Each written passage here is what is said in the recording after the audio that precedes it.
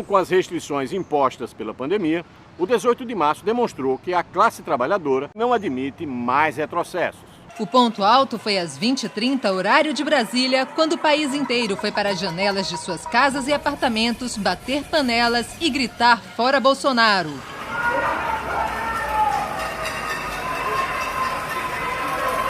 Fora Bolsonaro!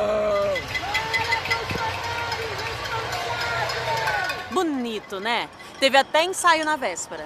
É tanta indignação com a postura do governo frente à pandemia, a perda de direitos e sucateamento da educação e dos empregos, que espontaneamente a população fez um esquenta no dia 17. Teve muita panela batendo em Brasília, em Belo Horizonte, no Rio de Janeiro e em São Paulo.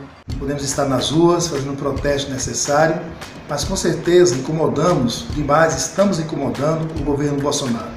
Basta ver as suas entrevistas, as suas falas, o seu incômodo, com as manifestações do povo brasileiro.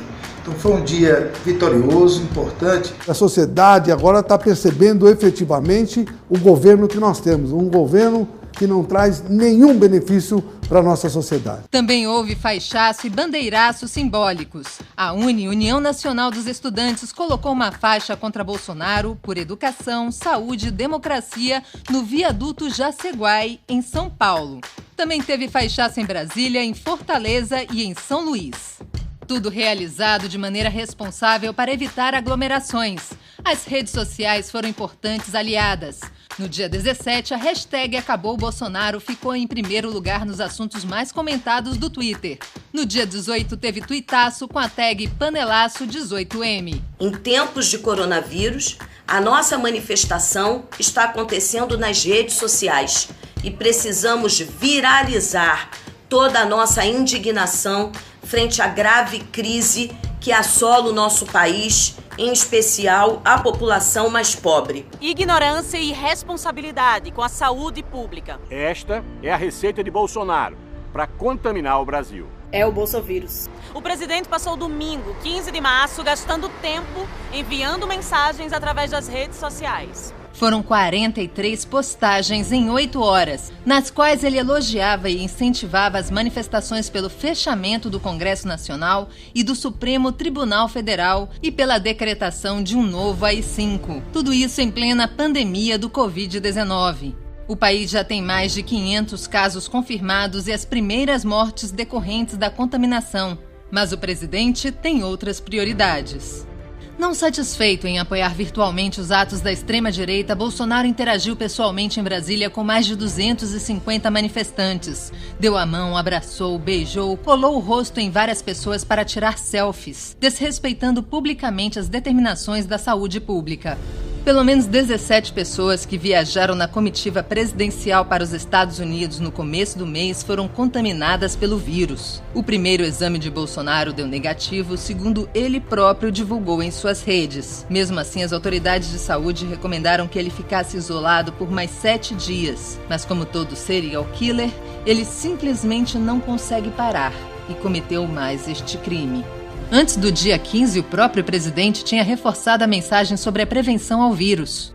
Há também recomendação das autoridades sanitárias para que evitemos grandes concentrações populares. Mentira pura, é enganação. Quer ver? Presidente, o senhor ficou preocupado em manter contato com as pessoas em frente ao palácio ou não? Não, eu não estou preocupado com isso, tá certo? Eu tomo as minhas devidas precauções. Achou irresponsável? Tem mais. Quando você proíbe jogo de futebol, entre outras coisas, você está partindo para o histerismo, no meu entender. O que Bolsonaro chama de histeria, a Organização Mundial de Saúde classificou como pandemia, ou seja, o risco é mundial. Na OMS, Bolsonaro será denunciado por um grupo de deputados por ter contrariado as normas sanitárias, contribuindo para a expansão acelerada do coronavírus. O objetivo é evitar que todo mundo fique doente ao mesmo tempo, para que o sistema de saúde consiga atender quem necessita. No Brasil, as estimativas iniciais indicam que até 478 mil pessoas podem morrer com a doença, na maioria esmagadora, idosos e idosas. O Brasil tem o remédio para o coronavírus, o SUS. Qualquer pessoa no Brasil pode acessar gratuitamente o sistema. Para se ter uma ideia, o tratamento que aqui é de graça, nos Estados Unidos pode superar os $3.000. ter o SUS faz a diferença. Já fez no passado, se os brasileiros hoje vivem mais, têm mais saúde, devem muito ao SUS. Mas hoje, mais do que nunca, a gente percebe a importância que é ter um Sistema Nacional de Saúde. Então é decisivo como o Ministério da Saúde coordenará a capacidade de resposta, como ele vai fazer com que o governo Bolsonaro, aliás, como vai fazer para interditar desse debate o governo Bolsonaro, o presidente Bolsonaro, para que ele pare de atrapalhar. Apesar da irresponsabilidade e da disfarçatez presidencial, dos cortes no orçamento, o SUS é a salvação contra o coronavírus.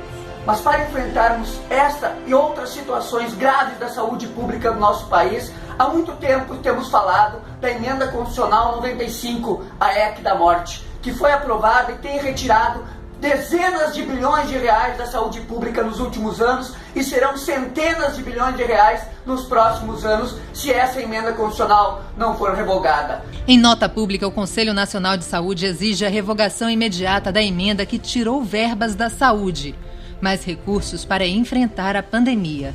Chamamos a todas e a todas para assinarem o abaixo-assinado pela revogação imediata da Emenda Constitucional 95 através de uma ação direta de inconstitucionalidade que está no Supremo Tribunal Federal. E adivinha quem vai voltar para nos socorrer? Depois de humilhar e enxotar os médicos cubanos, o governo anunciou que irá reincorporá-los ao programa Mais Médicos para ajudar o Brasil a conter o corona. Faça a sua parte, siga as recomendações e evite ao máximo ambientes e situações propícias à contaminação. E principalmente vamos continuar cobrando verbas para o SUS e mais proteção social para os aposentados, trabalhadores precarizados e desempregados. Olé, olé.